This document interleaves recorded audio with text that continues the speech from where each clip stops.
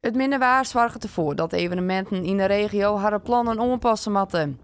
Bij het Slinger A Festival in Westergeest is het boetenprogramma skrast.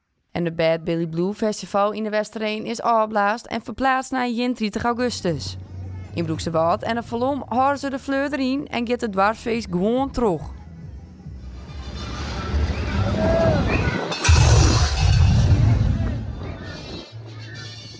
Toen we manje begonnen, zei maar, en een hele pruderij platen op helft waarop het veld. En wij hadden dus echt wel dingen dat men oorgingen. We hadden dit keer geen zweefmoenen en nog een kermis die weer te zwieven op het veld. Die ben in Oostdag gingen. Ja, en daar hebben we lietse kleinigheidjes van we weer omkregen.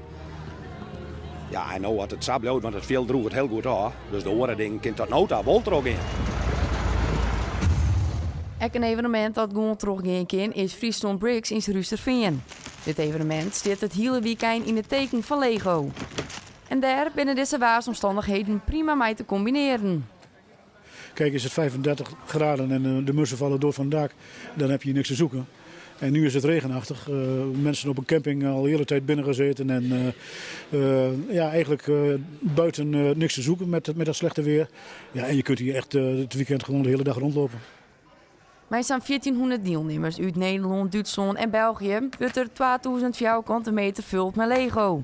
Een van de deelnemers is Natasja de Weert uit Drenthe. Zij had haar favoriete hobby meenaam naar Ruisterveen. Mijn hobby is Pokémon en ik heb dus nu Lego en Pokémon gecombineerd. Dus ja, er is een Lego-bouwer uit Canada die heeft deze sculpturen ontworpen en wij showen ze hier in Nederland. Mijn favoriete Pokémon is Eevee. Dat is echt mijn favorietje.